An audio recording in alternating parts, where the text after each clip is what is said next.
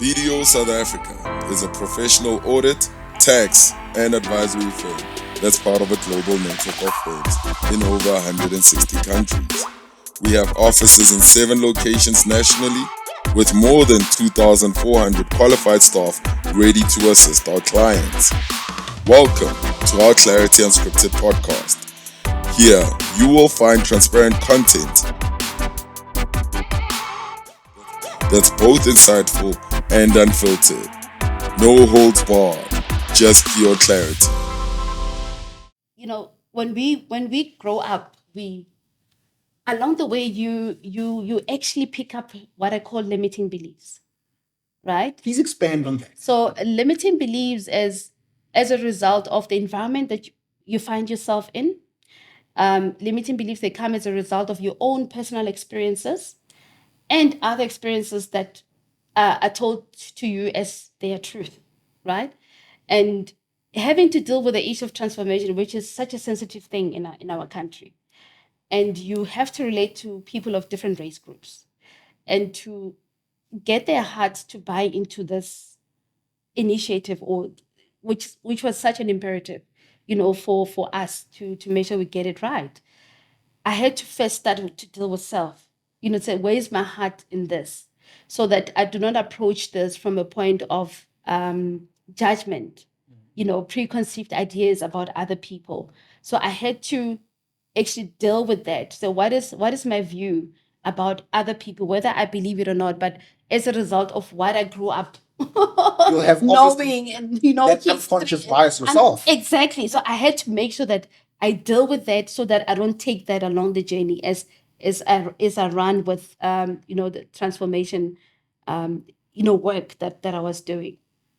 So that was very important. And that was a great life lesson as well at the time for me to deal with that, and being open and honest, and even my chats with one-on-one conversations with Mark and other directors and road shows, when we talk about our fears, because we had to get to a point where we'll come in a road show and we got a group of employees and different race groups say, but what are you most fearful about when it comes to transformation?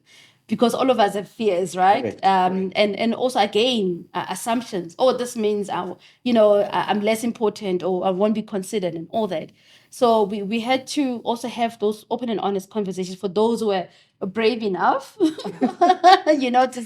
talk their truth. This is a 31, 32-year-old. This is big stuff. and what a very young age, as society would put it. Yeah. But what was important is that I was not alone. Even Mohammed was a great support, and Gina at the time was the manager. But again, as I said, the leadership buy-in was so key, because it became the key agenda item, so that we are intentional about it. When we had partner meetings, transformation was key to talk about. We had to, like I said, integrate it in our policies and procedures, so that it's part of the business. It's not another policy that's put aside, initiative that runs on its own. All over the business, where we're able to say in our practices, we actually are intentional to integrate and make sure that transformation is key in how we do things.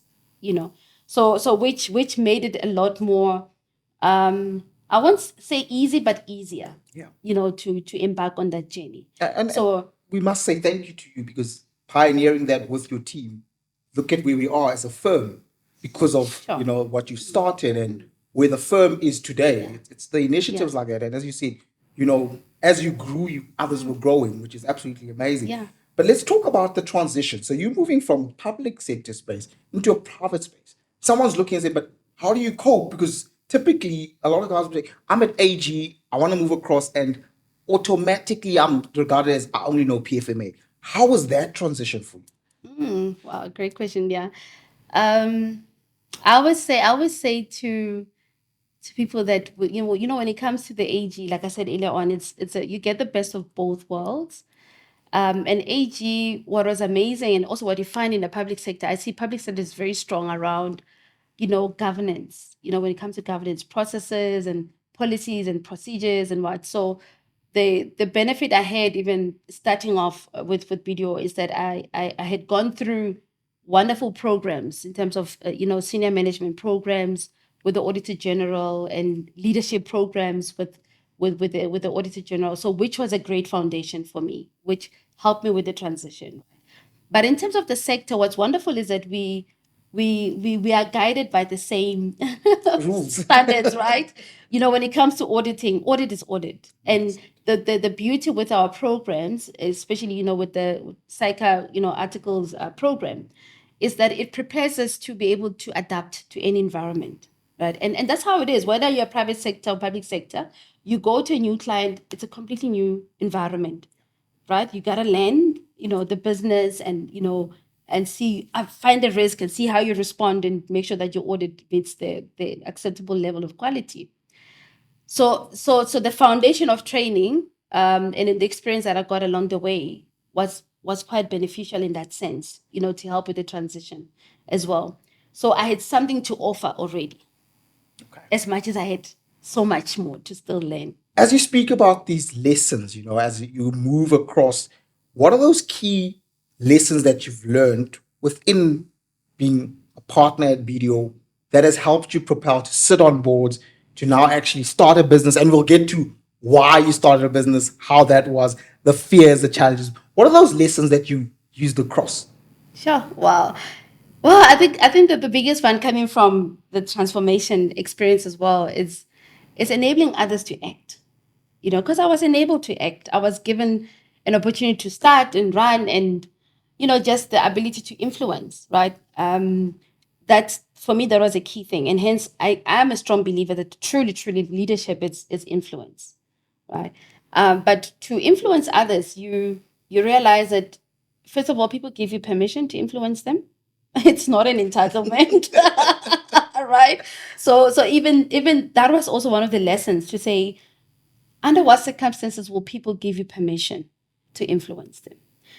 Whether it's a trainee that you are leading, manager on the job, clients that where you must influence them to actually agree that I need to change and do things better from the observations that I'm getting from my auditor here, BDO at the time.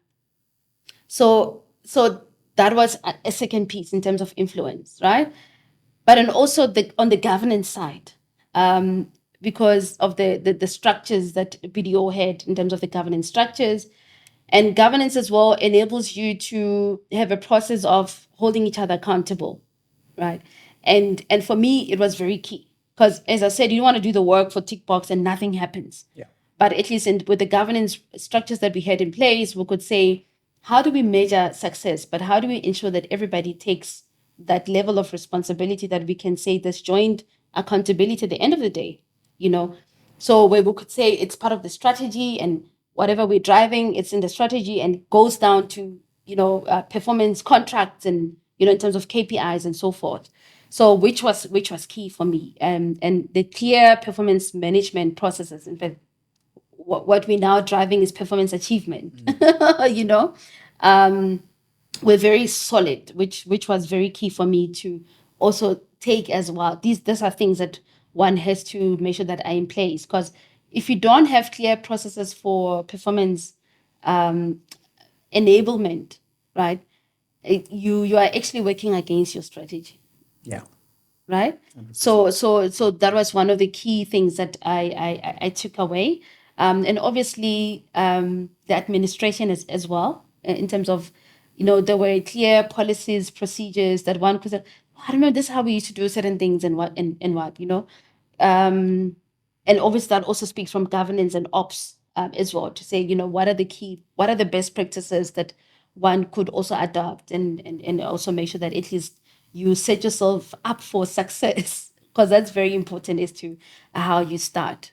But then also talent management, very, very important. And I can also, if you permit, from AG experience and BDO, because talent management really worked for me, with the AG, from what I shared earlier on, was also very, very key, to see how it was working, and also how, as part of also the transformation drive that we had at the time, because if you do not nurture your talent or being intentional about attracting the right talent. Also, you work against your strategy, right? Correct. Because remember, you need the right people to deliver. You want to retain the right people for your succession. You want to retain the right people for your growth, right? So hence talent management becomes so critical for the business. But the other thing is culture, because all of these things I said It boils down to boils down to the culture, right? To the culture. Because really transformation drive, it talks to diversity, equity, and inclusion. And once you embrace that, you've done so much for your culture. Because I see you, right? I see Pat, we're both professionals. Before I see your race, before I see where you come from, right? And that's the biggest driver. That's of culture in terms of, are we actually seeing each other? And am I seeing your greatness? Am I able to invest in your strength as a person? And that's very important, right? Because naturally, we find that it's easy to invest in how do we help people grow in, work on their area of development and according to personal development plans. And you find that PDPs are so focused on what people can do and less of what Pet is good at. So that, wow, I see Pet. And that's why Pet, how excited when I see whenever I see, because of, it's exactly that, right? Your talent in marketing. You did articles for CA program, right? One will say, oh, you become an audit partner, you go sign off listers and do all sorts of wonderful things in and you go audit. against the plan. No, but it's within the plan. Because the business needs a marketer, a marketing specialist rather. But the specialist that understands the business, right? What makes up the engine of this business? And you're the most relevant person to do that. But because of nurturing of talent, right, Video was able to say, wow, as much as we like Pet to be in a pipeline of the talent pool for audit partners, but this is where he's good, right? And he's able to take the business forward in this area where he's strong at. And that's that what I talk about investing in people's strength. And that's a different way of looking at it because, as you say, a lot of people will look at how do we improve your weaknesses? You're improving at 10% and you neglect the 90 Yeah. that you could actually be strong at and dominate the market with. Yeah. Now, let's get into, so you've gone through articles, you've gone to AG, you come to video, then you go a completely different route and you say, I'm going to open up my own business. Take us through that thought process because a lot of people are scared to jump. A lot of people will say, I've got this great idea, and people get comfortable. You're a partner, you're running transformation. Take us through that moment where you said, I'm going to start on my own, which is important. You're not starting with a team, you're not joining another audit firm, you're starting on your own. Take us through that. Oh, that was not an easy one. I remember my chat with Mark when I went to see him in his office. Mark, I'm going. This is what I'm going to do. Mark thought I'm crazy. Like, Patricia. Because, we had a chat, like we spoke about it. And I realized I don't have enough capital. I don't have, I want to withdraw my pension and do all sorts of things, but I want this thing, But that was after, because when you have a dream, I'm like that. I'm very transparent, I'll share my dream. I shared my dream, I want to, because even doing the transformation work, it was also just saying, hey, your passion for people development, and I realized, okay, I'm needed in audit side, but I want to do all of these things. I want to do them together. And I know in the video set up the size, and you cannot really just do all of these things and integrate them in terms of how you offer your solutions rather. In a sense that as a person, because when I started, I would then do quality assurance training, so I was doing all of that. Everything. Yeah. And I knew that the business setup, and which is common, like with large firms, Correct. you cannot say, oh, I'm in that department. You gotta find your place Yeah. in terms of this is my area, So therefore, my passion for people development, that was my biggest driver to say, I would like to go. I'm going to get CETA accreditation, provide training in this area and that area, and then focus on quality assurance because I knew That's my area of strength. At the time was really my area of strength in terms of the quality assurance work I was doing. But also on transformation, because obviously as you're doing the work, you realize where the gaps are. Correct. And also companies or firms can do so much, and for me, I was thinking of all those, learners that have potential, that are coming from universities that are not necessarily the ones that we are targeting, in our area. How do we make sure that we reach more of those that are coming with not necessarily having CTA, but they've got great potential, Yep. to give them opportunities, right? So that for me, that was the thing to say. I would like to also be part of, people that creates those opportunities for them. So that was the biggest driver, those three areas for me, that nudged me to start.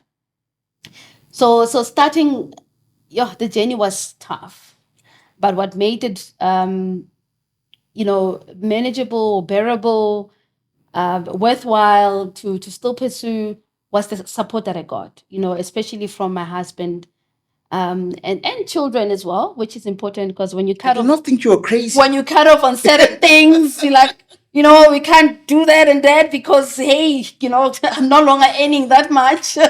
But did they not think there's something wrong with you? Why would you do this to us? Well, because clarity again, because I had that clarity, I shared the dream with them, and they could share the dream with me, and hence they could support me. Where if my husband could agree that yes, we're gonna have financial cut in some areas of our life, but it's okay, pursue the dream. Where he could support me to say, okay, you need more funding, we'll get money. Okay, we'll take it from, some area where we actually expose ourselves in our personal assets and so forth, but it's okay, do it because of trust, right? Because your people that care about you, they must actually trust what you're doing. But the only time for them to trust what you're doing is the clarity in communication, effectiveness of your communication. And it's not just in the workplace. It's across the board. Even in your personal space, right? Effective communication becomes so important. So and that's how I could get, that support from my family, which made it a lot more easier, but also it came with a lot of taking a lot of risk, especially financially. But then also what was great is the kind of support, what I call the relationship capital, that I had, and that I still enjoy today, because at the end of the day, people do business with people they trust. They give opportunities to people they trust, so, and the trust as well comes from, in my language, they say your work speak for itself, with all humility, So the quality work that I'd done in the past helped me. Like when I went to knock on the doors of the Auditor General, they said, yes, we know. They knew who We Patricia know was. the value that you will also bring to us. And as a result, I was fortunate that the company I founded, they also included in their ESD program. Then I could get work on the quality work, because at the time I was not, the company that I had founded was not IRBA registered. So I didn't have audit work at the time. So it was quality work, and then doing some CETA training, here and there. And I had to also learn new skills, right? As an assessor, not a because I was a SAICA assessor, but the CETA assessor program it's quite different to what we do what under you're used SAICA, to. right? So I had to learn that, become a CETA accredited assessor and facilitator and moderator. So I had to start with the learning and all of that, which was great. It was beautiful, because it also helped me to understand, as much as I sat on the board of Facet, but which is a CETA, but being on the ground to understand the full, how things work, practically. It was really great to go through that.